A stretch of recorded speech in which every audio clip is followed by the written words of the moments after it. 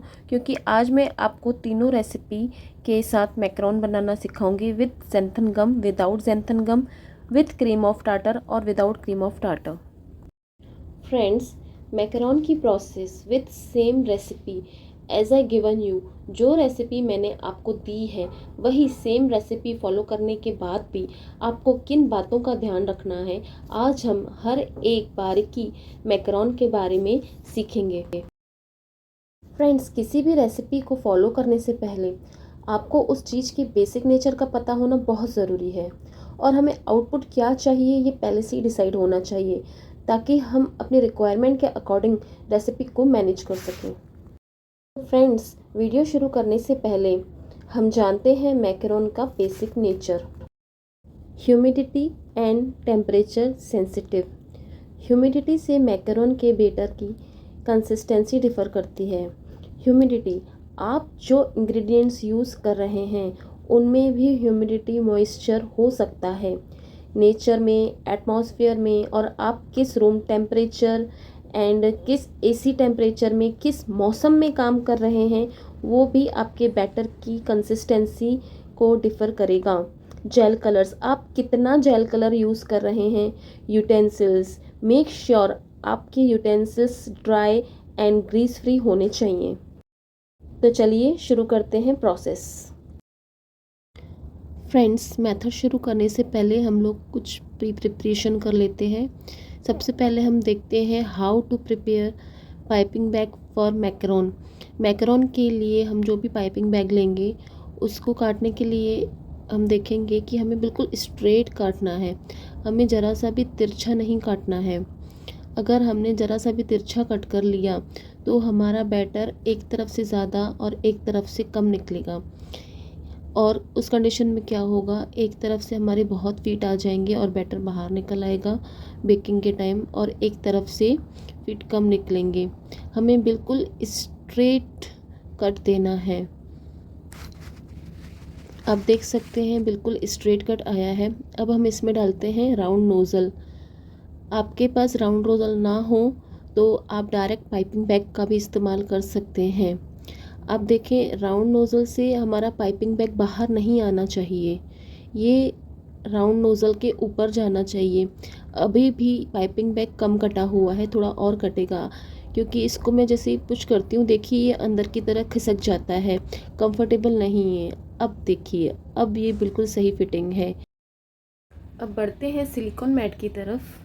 Silicon बहुत सी qualities में आता है, इसलिए सिलिकॉन मैट भी क्वालिटी पर डिफ़र करती है। मेरे पास ये दो तरह के सिलिकॉन मैट है, ये दोनों ही मैंने ऑनलाइन परचेज़ किए थे। दोनों ही मैट ऑफलाइन भी अवेलेबल है, आपको जो सूटेबल हो आप वहाँ से परचेज़ कर सकते हैं। अगर मैं मैकरोन की बात करूँ तो मुझे दोनों ही सिलिकॉन मैट से बेटर रिजल्ट्स पार्चमेंट पेपर में मिले हैं। मेरे इस सिलिकॉन मैट का ये जो राउंड है ऊपर वाला, ये 1.25 इंच का है। वहीं मैं ब्राउन वाले सिलिकॉन मैट में दिखाऊं तो इसके अंदर वाला राउंड है वो 1 इंच का है, और जो बाहर वाला राउंड है वो 1.5 इंच का है। नॉर्मली हम 1.5 इंच के मैकरोन्स बनाते हैं। दोनों ही सिलिकॉन मैट बहुत जल्दी डस्ट पार्टिकल्स और ग्रीस पकड़ लेते हैं। मैंने इसको वॉश किया हुआ है और सुखाया है धूप में, उसके बाद भी आप देख सकते हैं इसमें पैचेस पड़ गए हैं पानी के। और अब मैं इसे वाइट विनेगर से एक कॉटन के क्लॉथ से साफ़ कर दूंगी। आप चाहें तो इसे नींबू से भी साफ़ कर सकते हैं, बस हमें इसे ग्रीस फ्री बनाना है। इसे अच्छे से साफ़ करने के बाद मैंने इसे अब एक ड्राई क्लॉथ से साफ़ किया है। पहले मैंने विनेगर में डिप किए हुए वाटर से साफ़ किया, फिर मैंने इससे ड्राई क्लॉथ से साफ़ किया। ये ध्यान देना होगा कि हम जो कॉटन फैब्रिक यूज़ कर रहे हैं उसके रेशे मैट पर नहीं आने चाहिए। आप 1-2 बार करके देखिए, नहीं तो अगर आपको ज़रूरत पड़े तो आप क्लॉथ चेंज करके देखिए। इसे और भी ज़्यादा dry, moisture free, grease free बनाने के लिए मैं इसे ड्रायर से ड्राई कर रही हूँ। आपके पास ड्रायर नहीं हो तो कोई बात नहीं है, आप इसे बस फैब्रिक से बहुत अच्छी तरह से पोंछ दीजिए। देखिए हमारा मैट कितना साफ़ हो गया है। अब इसमें हमें कोई भी डस्ट पार्टिकल या कोई भी वाटर ड्रॉपलेट ड्राई की हुई कुछ भी नहीं नजर आई, ये बिल्कुल चमक रही है। हमें ऐसे ही ग्रीस फ्री सिलिकॉन मैट चाहिए। फ्रेंड्स, मैकेरॉन ब्लांच्ड आलमंड फ्लावर से बनाए जाते हैं। इसके लिए मैंने घर पर ही आलमंड्स को ब्लांच्ड कर दिया है।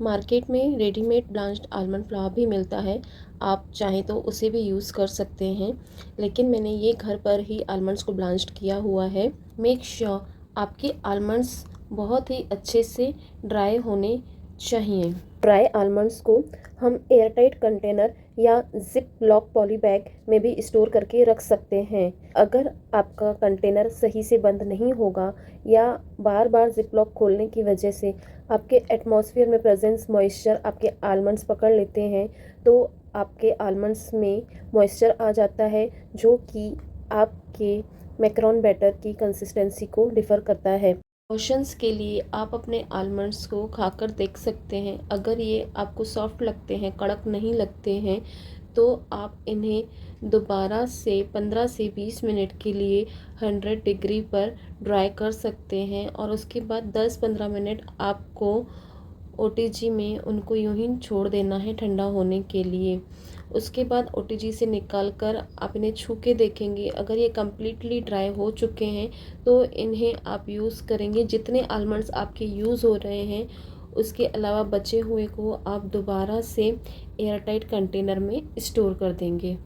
अब मैं अपनी रेसिपी के लिए लेती हूँ 40 ग्राम्स आलमंड।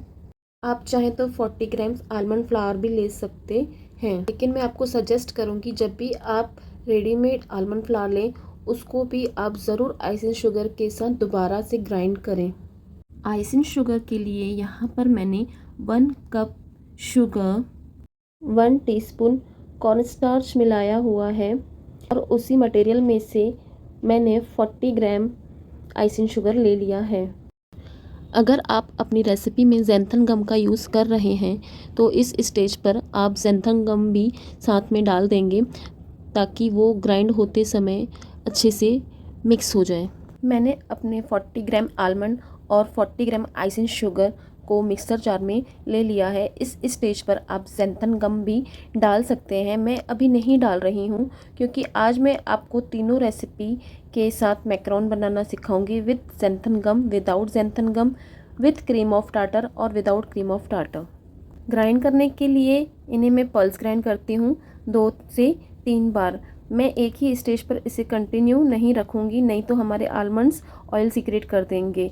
पल्स ग्राइंड के बाद मैं चम्मच से अपने मटेरियल को स्क्रैप आउट कर देती हूँ क्योंकि आइसिंग शुगर नीचे तली में चिपक जाता है और आलमंड्स के मोटे मोटे टुकड़े भी नीचे बैठ जाते हैं। अगर हम इसे ग्राइंड करते रहेंगे तो आलमंड्स अपना ऑयल छोड़ देंगे। अब मैं इसे दोबारा से 1 और 2 की स्पीड पर ग्राइंड करती हूँ, लेकिन मैं एक ही स्पीड पर कंटिन्यू इसे नहीं रखूँगी। देखिए ये ग्राइंड हो गया है, लेकिन मुझे अभी भी हल्का सा ये मोटा लग रहा है, इसलिए मैं इसे दोबारा से ग्राइंड करती हूँ। अब देखिए ये हमारा फ्लावर तैयार हो गया और देखिए कितना बारीक, बिल्कुल महीन आटे की तरह ये बन के तैयार हुआ है। हमें ऐसा ही बहुत फाइन पाउडर चाहिए, इसलिए मैं कह रही हूँ कि अगर आप मार्केट वाला भी यूज़ करें तो उसे दोबारा से ज़रूर ग्राइंड करें। और अब हम अपने ड्राई इंग्रेडिएंट्स को कर देते हैं सीव, ताकि इसमें एयर भी क्रिएट हो जाए और इसमें जो भी थोड़े बहुत मोटे दाने रह गए हैं आलमंड्स के वो अलग हो जाएं।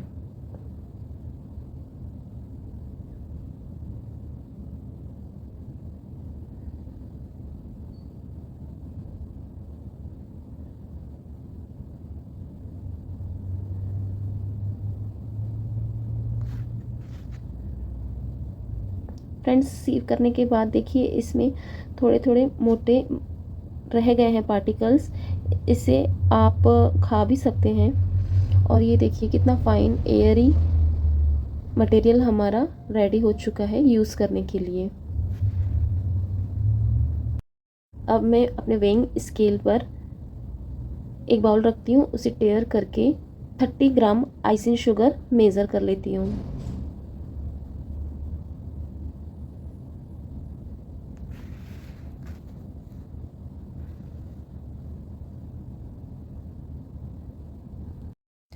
अब सेम क्वांटिटी में मीन्स 30 ग्राम हम अपना लेंगे एक्वाफाबा। ये मेरा होममेड एक्वाफाबा है और इसे मैंने फ्रीज़र में स्टोर करके रखा था और प्रोसेस के 2 घंटे पहले मैंने इसे फ्रीज़र से निकाल दिया था। इसे बनाते समय भी मैंने इसको सीव करके रखा था, लेकिन जब भी हम अपना मैक्रोन बनाएंगे तब इसे दोबारा से सीव करके ही यूज़ करेंगे, क्योंकि सीव करने के बाद इसमें कुछ पार्टिकल्स निकलते हैं जो फ्रीज़ में क्रिएट हो जाते हैं, तो वो हमें सीव करके अलग कर देने हैं। आप देख सकते हैं ये बचा हुआ कुछ पोर्शन है जिसको मैं यूज़ नहीं करूँगी, इसे मैं फेंक दूँगी। और अब मैं यूज़ करने वाली हूँ हमारा most secret ingredient telos powder. Friends, मैं इसमें 1/4 का भी हाफ मीन्स 1/8 टेलोस पाउडर ले रही हूँ। आज मैं आपको 3 तरह से मैकेरोन बनाना सिखा रही हूँ, इसलिए मैंने 3 बार सारे प्रोडक्ट ले लिए हैं, क्योंकि आज का हमारा मेन हीरो रोल है टेलोस का, इसलिए मैंने टेलोस तीनों ही एक्वाफाबा में डाल दिया है। टेलोस थिकनिंग एजेंट के साथ साथ एक स्टेबलाइज़र भी है जो हमारे एक्वाफाबा के फॉर्म की स्टेबिलिटी को बढ़ाता है, और साथ ही यह एक मॉइस्चर प्रिजर्वेटर भी है, लेकिन यह स्टिकीनेस को भी इंक्रीज़ करता है, जिसकी वजह से हमें मैकरोन को सुखाने में, ड्राई करने में, ओटीजी में थोड़ा ज़्यादा टाइम लगता है। फ्रेंड्स, मैकरोन की रेसिपी में सॉल्ट का कहीं भी यूज़ नहीं किया जाता है, लेकिन आज मैं आपको सॉल्ट का यूज़ करना बता रही हूँ। सॉल्ट का यूज़ मैं 2 वजह से करना बता रही हूँ। एक तो मैकरोन काफ़ी स्वीट होते हैं, इसकी स्वीटनेस को इन्हेंस करने के लिए मैं सॉल्ट का यूज़ बता रही हूँ। दूसरा, मैकरोन की आप कोई भी रेसिपी देखेंगे तो वो सब रेसिपी क्रीम ऑफ टार्टर से बनी होती है। अगर आप क्रीम ऑफ टार्टर के साथ सॉल्ट का यूज़ करते हैं तो आपके परफेक्ट मैकरोन नहीं बनते हैं। वहीं क्योंकि हमने यहाँ टेलोस पाउडर यूज़ किया है, तो यहाँ सॉल्ट यूज़ करने के बाद भी किस तरह हमारे मैकरोन बन जाते हैं वो मैं आपको दिखाती हूँ। जबकि सॉल्ट से हमारी बैटर की कंसिस्टेंसी थोड़ी फ्लोई हो जाती है, क्योंकि सॉल्ट वाटर रिमूव करता है, लेकिन फिर भी हमारे मैकरोन रेडी होते हैं। क्यों? Because of telos powder. मैंने 1/8 टीस्पून सॉल्ट लिया है। एक रेसिपी में मैं आपको दिखाती हूँ एक्वाफाबा में डालना, एक रेसिपी में मैं आपको दिखाती हूँ ड्राई इंग्रेडिएंट्स में डालना, और एक रेसिपी में मैं आपको दिखाती हूँ कैस्टर शुगर में डालना। मैं ऐसा इसलिए कर रही हूँ, मैं दिखाना चाह रही हूँ आपको कि आप सॉल्ट को कहीं पर भी ऐड कर सकते हैं, इससे कोई फ़र्क नहीं पड़ता है। यहाँ मैंने 1/8 टीस्पून लिया है, आप चाहें तो 1/16 भी ले सकते हैं। लेकिन फ्रेंड्स, मैकरोन के लिए टेलोस पाउडर आप हमेशा एक्वाफाबा में ही डालेंगे, ना तो ड्राई इंग्रेडिएंट्स में और ना ही कैस्टर शुगर में। हमेशा एक्वाफाबा के साथ ही टेलोस को बीट करेंगे। फर्स्ट रेसिपी को मैं छोड़ रही हूँ सिर्फ टेलोस के साथ। सेकंड रेसिपी में मैं साथ में ज़ैंथन गम भी ऐड कर रही हूँ। ज़ैंथन गम मैं ड्राई इंग्रेडिएंट्स में ऐड करूँगी, जो कि आलमंड फ्लावर और आइसिंग शुगर है। यहाँ पर 1/8 TSP ज़ैंथन गम मैंने ड्राई इंग्रेडिएंट्स में सेकेंड बैच में डाल दिया है, और थर्ड बैच में क्योंकि मैं आपको ज़ैंथन के साथ साथ क्रीम ऑफ टार्टर भी दिखाऊंगी, इसलिए मैंने ड्राई इंग्रेडिएंट्स में ज़ैंथन गम मिला दिया है, और अब क्रीम ऑफ टार्टर मैं एक्वाफाबा में ही डालूंगी। क्रीम ऑफ टार्टर भी आपको हमेशा लिक्विड में ही डालना है, आपको ड्राई इंग्रेडिएंट्स में नहीं डालना है। यहाँ पर मैंने 1/8 TSP क्रीम ऑफ टार्टर ले लिया है, जो कि मैं एक्वाफाबा में डाल रही हूँ। फ्रेंड्स, अब हमारी एक रेसिपी में सिर्फ और सिर्फ टेलोस है, सेकंड रेसिपी में टेलोस के साथ हमने ज़ैंथन गम डाला है, और थर्ड रेसिपी में हमने टेलोस के साथ cream of tartar and xanthan gum भी डाला है। तो चलिए शुरू करते हैं तीनों रेसिपीज़। पर दोबारा हम रिकॉल कर लेते हैं। फर्स्ट रेसिपी में एक्वाफाबा में हमने सॉल्ट डाला है, सेकंड में ड्राई इंग्रेडिएंट्स में, थर्ड में कैस्टर शुगर में। फर्स्ट रेसिपी में सिर्फ हमने टेलोस डाला है, सेकंड रेसिपी में टेलोस के साथ ज़ैंथन गम भी डाला है, और थर्ड रेसिपी में टेलोस के साथ cream of tartar and xanthan gum भी डाला है। तो चलिए शुरू करते हैं। फ्रेंड्स, ये सबसे ज़्यादा इम्पोर्टेंट पार्ट है। जब हमें एक्वाफाबा के साथ टेलोस को बीट करना होता है, ये बीटिंग की प्रोसेस बहुत अच्छे से होनी चाहिए। मुझे इस प्रोसेस में 4 से 5 मिनट लगे हैं, आपको 8 से 10, 15 और 20 मिनट भी लग सकते हैं, लेकिन मेक श्योर ये प्रोसेस बहुत ही अच्छे से होनी चाहिए। अगर ये प्रोसेस अच्छे से नहीं हुई तो हमारे मैकरोन किस तरह से बिगड़ सकते हैं, अभी मैं एक वीडियो बनाकर आपके साथ शेयर करूँगी। इस प्रोसेस को यहाँ पर मैंने बिल्कुल भी स्किप नहीं किया है, ताकि आप अच्छे से समझ सकें। ये ऐसे ही प्रोसेस है जैसे हम स्वीट्स बनाने के लिए शुगर की चाशनी बनाते हैं। कुछ स्वीट्स के लिए हमें चाशनी कच्ची चाहिए होती है, किसी के लिए हमें एक तार वाली चाहिए होती है, किसी के लिए दो तार वाली। ठीक ऐसे ही ये हमको परफेक्ट बिल्कुल जब तक कि इसमें शाइनिंग ना आ जाए ऊपर से और ये एकदम फ्रॉदी ना हो जाए तब तक हमें बीट करना है। अगर ये कच्चा रह गया, जैसे कि अभी इस स्टेज पर मैं इसको स्टॉप कर दूँ, ये कच्चा रह जाएगा। अगर ये कच्चा रह जाएगा तो हमारे मैकरोन ठीक से बेक नहीं हो पाएंगे। उसमें आप कितना भी बेकिंग टाइम ले लेंगे लेकिन वो चिपचिपा ही रहेगा, वो अच्छे से बेक नहीं हो पाएगा। जैसे जैसे इसमें स्टिफनेस आने लगेगी, ये शेप होल्ड करने लगेगा और इसमें शाइन आ जाएगी एक without castor sugar. Castor sugar आपको बाद में मिलाना है, जब ये अच्छे से बीट हो जाएगा उसके बाद में आपको कैस्टर शुगर मिलाना है।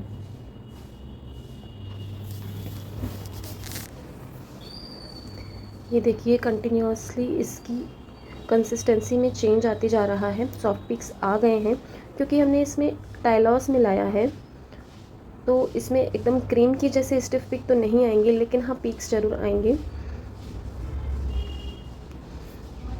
अभी भी बहुत सॉफ्ट थे इसलिए मैं थोड़ा और बीट कर रही हूँ इस प्रोसेस को।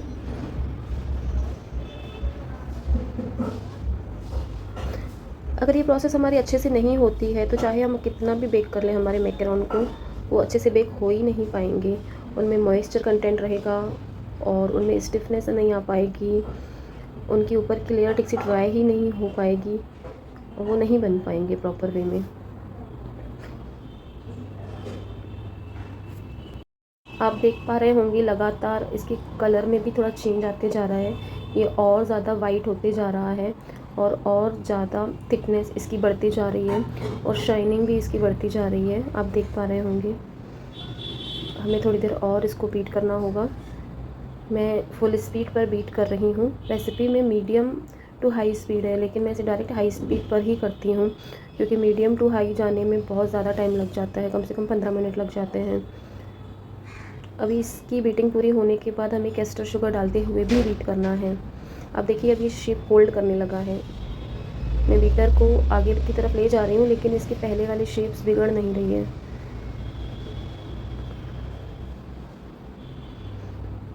मैं बीटर को चलाते हुए ही इसको बाहर निकालती हूँ। इससे क्या होता है हमारे बीटर की रॉड्स में कम से कम बैटर लगा रह जाता है। और ये देखिए फ्रेंड्स, हमारे पीक्स प्रॉपर आने लगे हैं और कलर देखिए एकदम वाइट शाइनी स्मूथ टेक्सचर। अब इस स्टेज पर हम ग्रेजुअली कैस्टर शुगर ऐड करते रहेंगे और बीट करते रहेंगे। अगर ये प्रोसेस हम फ्राटा के साथ कर रहे होते तो कैस्टर शुगर डालने के बाद बीट करने के बाद भी हमारे स्टिफ पीक आने चाहिए, लेकिन हमने यहाँ पर क्रीम ऑफ टाटर यूज़ नहीं किया है, हमने यहाँ पर टाइलॉस यूज़ किया है। और टाइलॉस में अधेसिव प्रॉपर्टी होती है, इससे ग्लू भी बनाया जाता है, ये चिपकने का काम करता है। तो कैस्टर शुगर ऐड करने के बाद इसमें स्टिफ पिक्स नहीं आएंगे, इसकी कंसिस्टेंसी कुछ रिबन जैसी होगी, कुछ चिपचिपा जैसा जैसे फ्लो करता हुआ, ये आप देखिए इस तरह की कुछ कंसिस्टेंसी इसकी आएगी। लेकिन ये हमारे मैकरोन के बैटर को स्टिफनेस देता है, उसको हार्ड होने में प्रॉपर हेल्प करता है और उसको मॉइस्चर फ्री भी रखता है। फ्रेंड्स, मैंने जेल कलर्स बेकर्स विला के यूज़ करे हैं, कलर मिस्ट के, और बहुत ही अच्छा कलर इनका आता है। अब मैं इसमें रेड कलर ऐड करूँगी।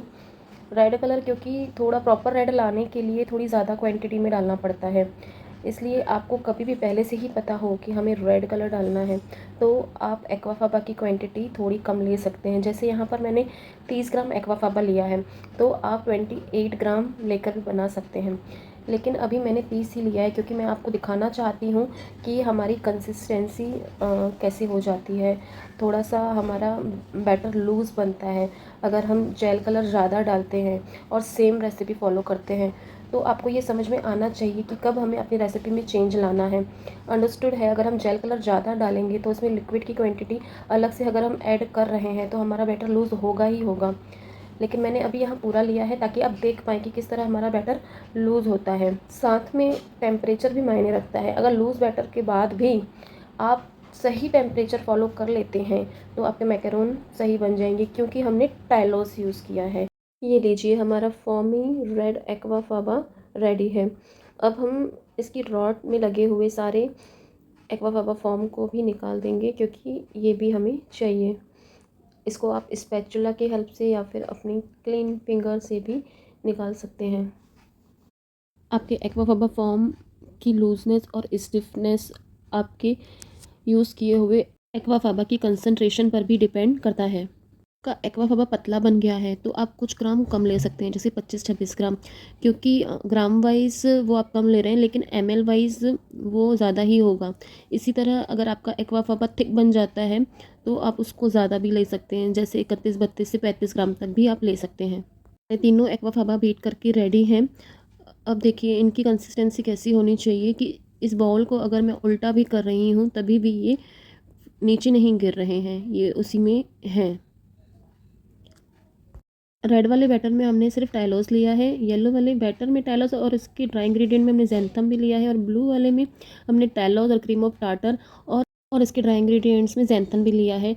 जैंथम को मैंने मिक्सी में ग्राइंडिंग किया था, इसलिए मैं इसको अभी कर से अच्छे से मिक्स कर देती हूँ। दोबारा से रिवाइज करते हैं। Tylose plus xanthan, tylose plus xanthan plus cream of tartar.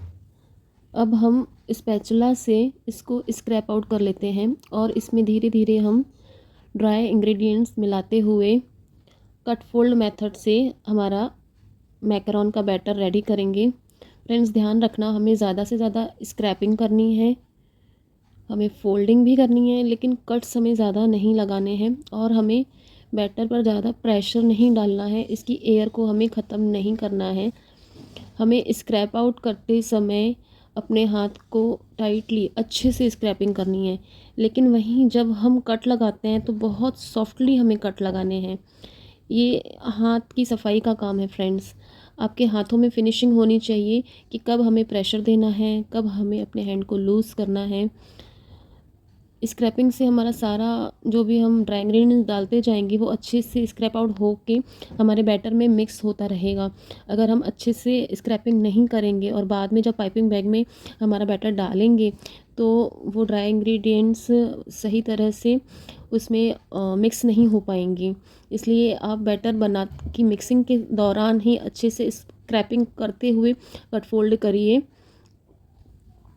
Folding की प्रोसेस ज़्यादा करिए रादर देन कट्स। हम तब तक कट फोल्ड करेंगे जब तक हमारा S8 ना बनने लगे बैटर से। हमारे इस बैटर की कंसिस्टेंसी थोड़ी लूज़ है तो इसमें हमारा इजीली एसिड बन रहा है। ये देखिए S8, ये हमारा बैटर रेडी है। अब हम इसको पाइपिंग बैग में डालेंगे। आप एक बार और देख लीजिए क्लोजेस्ट वे में। हमने ग्लास ले लिया, इसमें हम डाल देते हैं अपना एक पाइपिंग बैग और उस पाइपिंग बैग में हम डालेंगे अपना बैटर। टाइलोस की वजह से इसमें स्टिकीनेस आती है, इसलिए ये आपको थोड़ा चिपचिपा दिख रहा होगा और इसी की वजह से बेक होने में भी ये ज़्यादा टाइम लेंगे।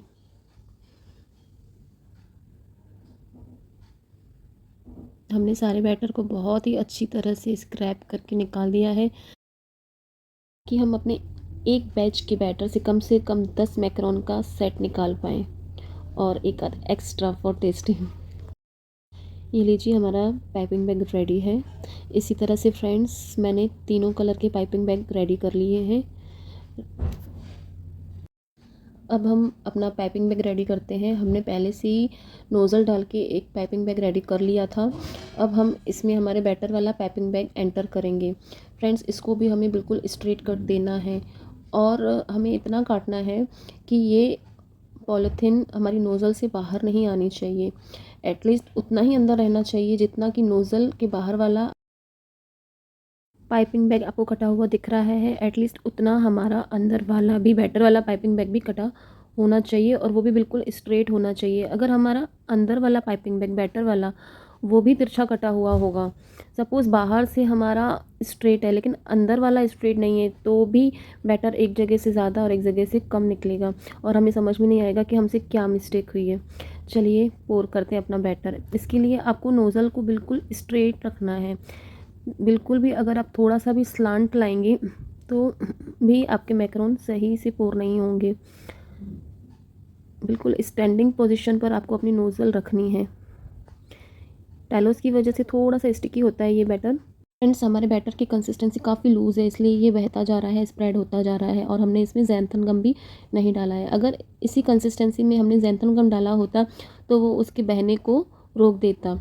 जैसे कि हम येलो वाला बैटर डाल रहे हैं जिसमें हमने ज़ैंथन गम डाला है, इसकी भी कंसिस्टेंसी फ्लोई थी क्योंकि मैंने ब्राइट येलो बनाया है। इसमें भी मैंने जेल कलर काफ़ी सारा यूज़ किया है, लेकिन ये फिर भी उतना नहीं फैल रहा है जितना कि रेड वाला फैल रहा है, क्योंकि इसको फैलने से रोकने में हमारी मदद ज़ैंथन गम कर रहा है। फ्रेंड्स, मैं इसलिए आपको ये सब बता रही हूँ क्योंकि है तो ये सारे केमिकल ही, तो जितना कम आप केमिकल यूज़ करें उतना ज़्यादा अच्छा है।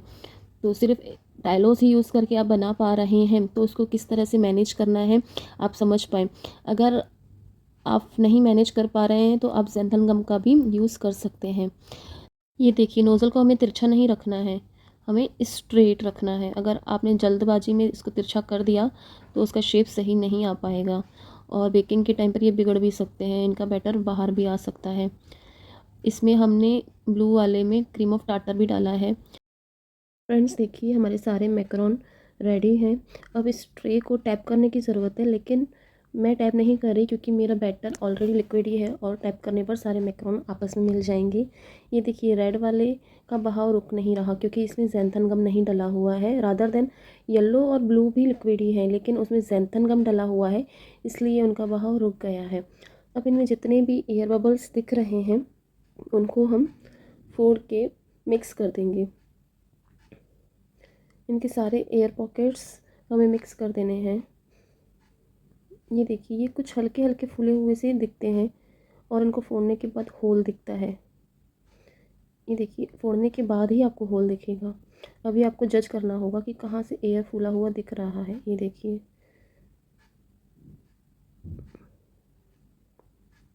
तो चलिए फ्रेंड्स, बढ़ते हैं ओवन की तरफ। मैंने अपना ओवन 10 मिनट प्री हीट कर लिया था 100 डिग्री पर। वैसे मैं बिना प्री हीटेड ओवन में ही बेक करती हूँ, लेकिन अभी मैंने इसलिए किया था क्योंकि मेरे रेड वाले मैकरोन ऑलरेडी फ्लो कर रहे हैं, और जैसे ही इनको हल्का सा हीट मिलेगा ये रुक जाएंगे। टेम्परेचर को समझना भी बहुत ज़रूरी है मैकरोन बनाने के लिए। मैं कोशिश करूँगी कि आपको टेम्परेचर के ऊपर भी एक वीडियो बनाकर भेजूँ। अभी मुझे 100 डिग्री पर 20 मिनट्स के लिए रखना है, और हर 20 मिनट के बाद मुझे उसको 5 डिग्री के लिए बढ़ाना है, लेकिन मैं 60 पर रख रही हूँ क्योंकि अगर मैं किसी काम में बिज़ी रही और मैं भूल गई तो मैं बाद में कम से कम, ये तो है कि 25 मिनट ही चलो चला जाएगा या 22 मिनट, बाद में मैं इसको 20 मिनट होने पर 5 डिग्री बढ़ा दूँगी। और इसका फ़ैन मोड ऑन है। फ्रेंड्स, 20 मिनट हो चुके हैं, हम चेक कर लेते हैं एक बार मैकरोन को। इसके हल्के हल्के से फीट आना शुरू हो गए हैं। अगर आपके मैकरोन में भी फीट आना शुरू हो जाए तो आपको टेम्परेचर बढ़ाने की ज़रूरत नहीं होती है। फिर भी चलो हम थोड़ा सा 5 डिग्री के लिए इसको बढ़ा देते हैं। बहुत ही ध्यान से बढ़ाइएगा क्योंकि यहाँ पे मार्किंग नहीं होती है। फ्रेंड्स, 10 मिनट और हो चुके हैं।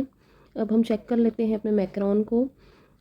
हमारे मैकरोन में हल्की फीट आने लगे हैं और इतने ही फीट इनफ होते हैं 3 और 5 मैकरोन बॉक्स में डालने के लिए। टेम्परेचर 120 तक पहुंच चुका है, जबकि हमने ओनली 5 डिग्री बढ़ाया हुआ था।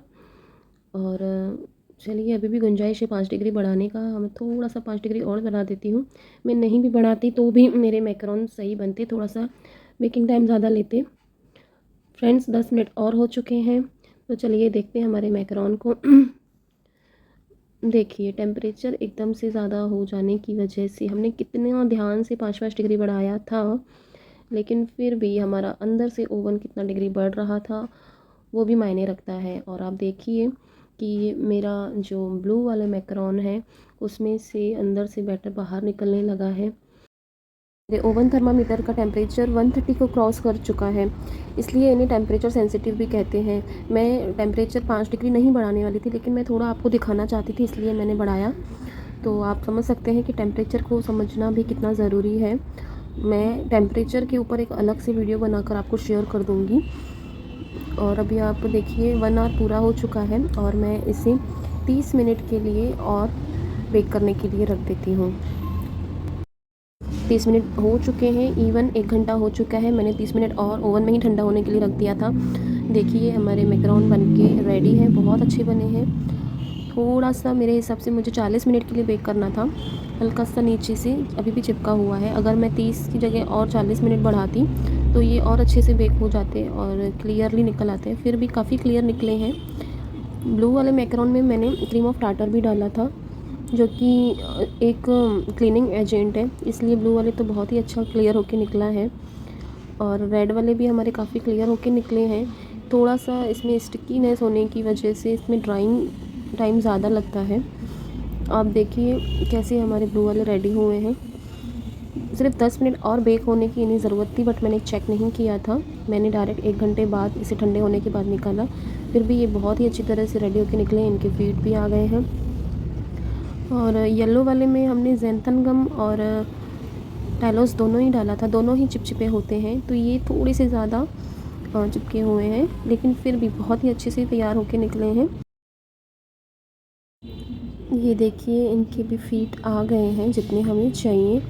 हमें ज़्यादा फीट नहीं चाहिए होते हैं, क्योंकि 3 और 5 मैकरोन का बॉक्स आता है, उसमें मोटे मोटे मैकरोन नहीं आते हैं, उसमें इसी साइज़ के मैकरोन फिल होते हैं। इसमें चिपचिपा एजेंट सिर्फ एक था, इसलिए ये क्लीन हो गए हैं, क्लीन निकले हैं। येलो और ब्लू में 2 एजेंट थे, ज़ैंथन एंड टाइलोस। फिर ब्लू वाले में हमने क्रीम ऑफ टार्टर डाला था, जो कि क्लीनिंग एजेंट है, इसलिए ब्लू वाले और थोड़े बच गए चिपकने से। लेकिन येलो वाले में हमने 2 चिपचिपे एजेंट डाले हैं और क्रीम ऑफ टार्टर नहीं डाला, तो येलो वाले थोड़े से ज़्यादा चिपके हुए हैं। और अगर हम इन्हें 10 मिनट और बेक करते तो शायद ये और अच्छे से सूख जाते और चिपचिपे नहीं होते। ये देखिए फ्रेंड्स, ये मेरा कुछ बैटर बच गया था, तो मैंने इसे गैस पर ही पकने के लिए रख दिया था। और ये देखिए बिल्कुल ही पार्चमेंट पेपर का रिज़ल्ट बहुत ही अच्छा है। देखिए बिल्कुल कुछ भी नहीं चिपका है, एक भी निशान नहीं है। और ये अंदर से भी अच्छे से बेक हो गए हैं। देखिए ऐसे छोटे छोटे एयर पॉकेट्स होने चाहिए, बड़ा सा होल नहीं होना चाहिए। और ये बहुत ही अच्छे से तैयार हुए हैं। मैं इन्हें दबा के दिखाती हूँ आपको। जो फिलिंग के बाद हम इन्हें दबाते हैं ना, बड़ा होल होने की वजह से टूट जाते हैं, लेकिन इनके अंदर होल नहीं है। देखिए दबाने के बाद ये टूट नहीं रहा है। हेलो फ्रेंड्स, आज हम सीखेंगे ब्लेंच आलमंड पाव कैसे बनाया जाता है। इसके लिए मैंने अमेरिकन आलमंड्स ले लिए हैं और मैंने गैस पर एक बाउल रख दिया है, जिसको मैंने पानी से भर दिया है। और अब हम इसे करेंगे boil. So wait for boiling. जैसे ही इसमें एक उबाल आ जाता है, उबाल आने के बाद हम इसमें अपने आलमंड्स डाल देंगे। मैं रिकमेंड्स करूँगी कि आप एक साथ पूरा आधा किलो या 1 किलो आलमंड्स ना यूज़ करें। आप मैक्सिमम 250 ग्राम या उससे कम आलमंड्स को ही पहले ब्लेंच्ड करें। और इन आलमंड्स को मैंने उबलते हुए पानी में डाला है। मैक्स टू मैक्स 30 सेकेंड इसको बॉईल करना है, मैक्स टू मैक्स 30 सेकेंड। आप 20 to 25 सेकेंड्स भी कर सकते हैं, लेकिन 30 सेकेंड से ज़्यादा आपको बिल्कुल भी नहीं करना है। और इन आलमंड्स का पानी मैंने इमीडिएट निकाल दिया है, उसको उसमें छोड़ा नहीं है। और इमीडिएटली एक टॉवल पर आलमंड्स को डाल दिया है। अब इन आलमंड्स को आप चाहें तो नैपकिन से रब करके इनके छिलके छुड़ा सकते हैं। एक्चुअली मैं स्टैंडिंग पोजीशन में खड़ी हूँ और मेरा इतना प्रेशर नहीं बन पा रहा है, तो मैं हाथ से ही हटा देती हूँ। वीडियो आप आराम से बैठकर नैपकिन से भी निकाल सकते हैं और आप चाहें तो हाथ से भी निकाल सकते हैं। बहुत ही ईज़िली इनका ऊपर का छिलका निकल जाता है। और दोस्तों ये तवा है जो मैंने पहले सिर्फ गरम करके रखा था। अभी आप देख सकते हैं मेरी गैस की फ्लेम ऑफ है। सिर्फ ये तवा गरम था, वो भी बहुत ज़्यादा गरम नहीं, मीडियम। और उस तवे पर मैं ये आलमंड्स डालते जा रही हूँ, ताकि इन आलमंड्स की ऊपरी परत पर हल्का सा भी जो मॉइस्चर है वो इमीडिएट ड्राई हो जाए, वो अंदर ऑब्जर्व ना करे। इसी तरह मैं सारे आलमंड्स पील करके तवे पे डालते जाती हूँ। रिमेंबर, मेरा तवे का गैस का फ्लेम ऑफ है, सिर्फ मेरा तवा हल्का गरम है। हम आलमंड से एक एक बारीक बारीक छिलका भी निकाल देंगे। एक भी ज़रा सा भी छिलका उसमें लगा हुआ नहीं होना चाहिए। ये हमारे किसी भी मैक्रोन्स में अगर आ गया तो वो उसको राइस नहीं होने देगा और वो सिट डाउन हो जाएगा और ख़राब हो जाएगा टोटली। तो हमें एक भी इसमें छिलका छोड़ना नहीं है। बहुत ही जल्दी ये आलमंड्स छिल जाते हैं। आप देख सकते हैं मेरे पूरे आलमंड छिल गए हैं। अब मैं गैस की फ्लेम वापस से ऑन करूँगी, लेकिन बिल्कुल स्लो पर। फ्रेंड्स, आपको ध्यान रखना है कि आपकी एक भी आलमंड पर सेकने का दाग नहीं लगना चाहिए, ब्राउन नहीं होना चाहिए। ये आलमंड्स हमारे वाइट रहने चाहिए। सिर्फ हम इसको ड्राई कर रहे हैं, रोस्ट नहीं कर रहे हैं। हमारे सारे आलमंड वाइट रहना चाहिए। बहुत जल्दी ये आलमंड छिल जाते हैं, बहुत जल्दी ये प्रोसेस हो जाती है। डोंट बी वरी कि इसमें टाइम लगेगा, बहुत मेहनत का काम है, बहुत इजीली ये हो जाता है। और मेरा तवा देख सकते हैं, मैं छू पा रही हूँ, ये ज़्यादा गर्म नहीं है और मेरे आलमंड्स भी ज़्यादा गर्म नहीं हैं, वो रोस्ट नहीं होंगे। सिर्फ आपको इनको घुमाते रहना है, सिर्फ 5-10 मिनट के लिए ऐसा करना है आपको। और देखिए सारे आलमंड्स हमारे ड्राई हो गए हैं और इनका कुरकुरेपन की आवाज़ देख सकते हैं आप, इनका कलर देख सकते हैं कितना वाइट है। दोस्तों, हमारे आलमंड्स की नॉइस समझ में आ रहा होगा कि ये कितने ड्राई हैं, और इनके टेक्सचर से भी कि ये पूरी तरह से आपको भीगे फूले हुए नहीं दिख रहे। तो चलिए फ्रेंड्स, शुरू करते हैं सेकंड मेथड। सेकंड मेथड के लिए मैं वाटर को सिर्फ गर्म करूँगी at the end of boiling point. Boil होने से पहले पहले मैं गैस का फ्लेम ऑफ कर दूँगी। तो हम वेट करते हैं 2 मिनट्स, इसको गर्म होने देते हैं।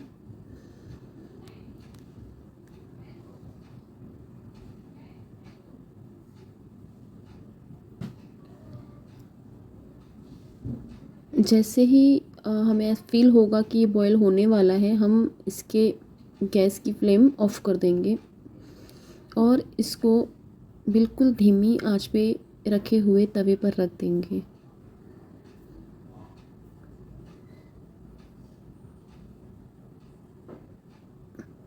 फ्रेंड्स, ये मेथड जो फर्स्ट मेथड आपको मैंने पोस्ट किया है उससे भी ज़्यादा अच्छा है, लेकिन डिपेंड करता है अब आपको काम करना किस पे ज़्यादा सूट करता है। आप अपनी चॉइस से कर सकते हैं, रिज़ल्ट दोनों में ही आ जाएगा।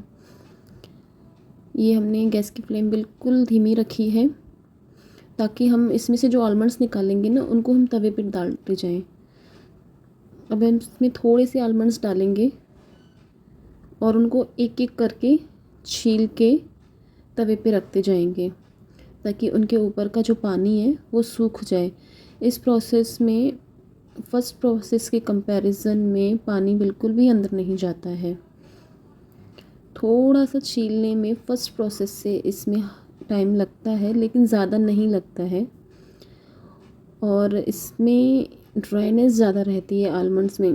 अभी मैं आपको दिखाती हूँ, इसकी जो ऊपर की लेयर है ना, उसको देखने से ही आपको समझ में आ जाएगा कि इनकी ड्राइनेस कैसी होती है। जैसे हमारे नेचुरल ड्राई बादाम है ना, बिना छीले हुए, उनके ऊपर कैसे रिंकल्स पड़ते हैं, बस वैसे ही रिंकल्स अभी मैं आपको इनके ऊपर भी दिखाऊंगी। फ्रेंड्स, ये थोड़े से बादाम जैसे ही हमारे छिलेंगे, हम कटोरी में दूसरे और थोड़े से बादाम डाल देंगे। तो इस तरह से हमारे आलमंड्स ज़्यादा भीगेंगे नहीं। आपको याद होगा फर्स्ट प्रोसेस में हमने बॉइलिंग वाटर में आलमंड्स डालने के बाद भी वाटर को बॉईल किया था 20 to 30 सेकेंड, लेकिन क्योंकि इसमें वाटर कंटिन्यू बॉईल नहीं हो रहा तो आलमंड ज़्यादा वाटर एब्जॉर्ब नहीं करती हैं। देखो आप इसकी देख सकते हो, इसके ऊपर की लेयर कैसे रिंकल्स आ रहे हैं इसमें, बिल्कुल जैसे ड्राई आलमंड में रहते हैं। आप ये देख के समझ सकते हैं कि ये कितने सूखे हुए ड्राई हुए हैं और इनमें बिल्कुल भी मॉइस्चर नहीं है। इनको हम एज इट इज़ ऐसे ही यूज़ कर सकते हैं। तवे से उतारने के बाद, ठंडा करने के बाद हम डायरेक्ट इसका आलमंड फ्लावर बना सकते हैं। फिर भी ज़्यादा प्रिकॉशंस के लिए हम इन आलमंड्स को और ओटीजी में 100 डिग्री पर, जिनके पास ओटीजी, वैसे तो मैक्रोन्स आप सीख रहे हैं बनाना तो ऑब्वियस सबके पास ओटीजी होगा। फिर भी जो लोग मैक्रोन्स नहीं बनाते और उनको आलमंड फ्लावर की ज़रूरत होती है तो इतना प्रोसेस उनके लिए इनफ है। लेकिन जिनके पास ओटीजी है उनको मैं रिकमेंड करूँगी कि 100 डिग्री पर आप 10 से 15 मिनट के लिए इन आलमंड्स को ड्राई होने के लिए रख दीजिए। आप सभी ये देखिए रिंकल्स, कहीं से भी आपको फील नहीं हो रहा होगा कि आलमंड भीगा हुआ है। सी ज़्यादा टाइम नहीं लगता है, बिल्कुल जल्दी हो जाता है। धीरे धीरे जो आलमंड्स रखे रहते हैं ना, वो तो थोड़े बहुत मतलब उनके छिलके और इजीली रिमूव हो जाते हैं, बट स्टिल ज़्यादा वाटर उनके अंदर नहीं जाता। फ्रेंड्स, ओटीजी में 100 डिग्री पर हमारी ड्राइंग प्रोसेस होती है और 140 टू 160 पर रोस्टिंग प्रोसेस होती है। 160 टू 180 हमारा बेकिंग प्रोसेस होती है। तो हमें आलमंड्स को रोस्ट बिल्कुल भी नहीं करना है, हमें सिर्फ उन्हें ड्राई करना है। देखो हमारी दोनों प्रोसेस के आलमंड्स में डिफरेंस। हमारी सेकंड प्रोसेस वाले आलमंड्स में कैसे रिंकल्स आए हुए हैं, बिल्कुल ड्राई जैसे। See how looks, but still white, किसी पर भी सेकने का निशान नहीं आया है, सारे के सारे वाइट हैं।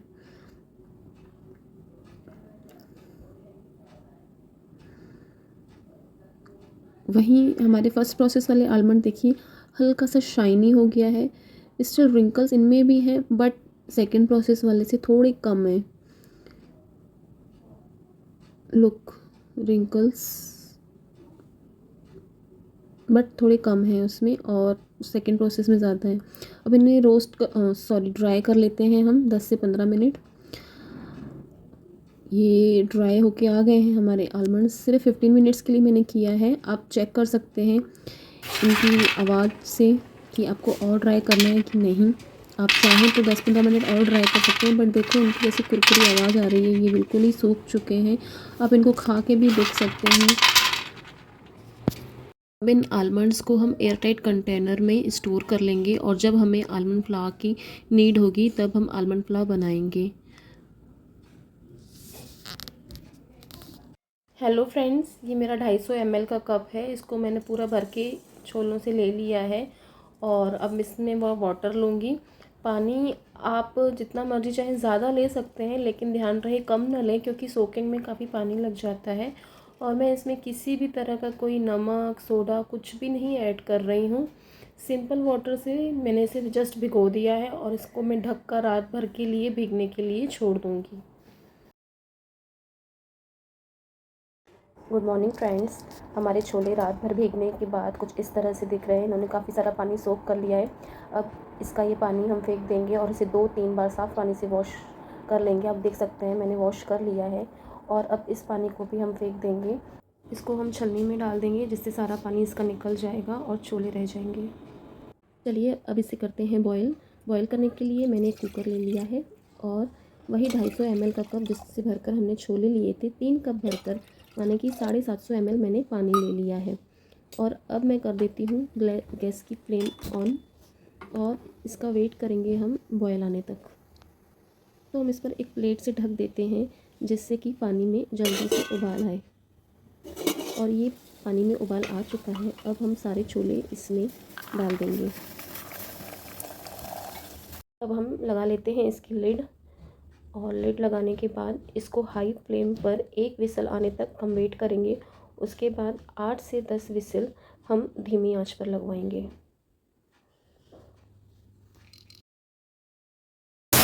विसल हाई फ्लेम पर आने के बाद मैंने गैस को कर दिया है धीमा और अब 8-10 विसल आने का हम वेट करेंगे। 8 से 10 विसल धीमी आंच पर आने के बाद मैंने गैस की फ्लेम को कर दिया है ऑफ़ और अब हम इसे 2-3 घंटे के लिए यूं ही छोड़ देंगे। फ्रेंड्स, 3 घंटे हो चुके हैं और अब मैं छोलों का सारा पानी छलनी की सहायता से अलग कर दूंगी। छोले और पानी अलग हो चुके हैं और इस पानी को अब मैं दोबारा 2 से 3 घंटे के लिए छन्नी से ढककर ऐसे ही छोड़ दूंगी। फ्रेंड्स, 3 से 4 घंटे हो गए हैं। ये हमारे छोले का पानी कुछ ऐसा दिख रहा है जिसे हम एक्वाफाबा कहते हैं। थोड़ा सा ये जेली फॉर्म में आ जाता है और अब मैं इसको दूसरे बर्तन में छान ले रही हूँ। छानने के बाद मैं इसे साफ़ सुथरे एयर टाइट कंटेनर में स्टोर करने के लिए फ्रीज़र में रख दूँगी।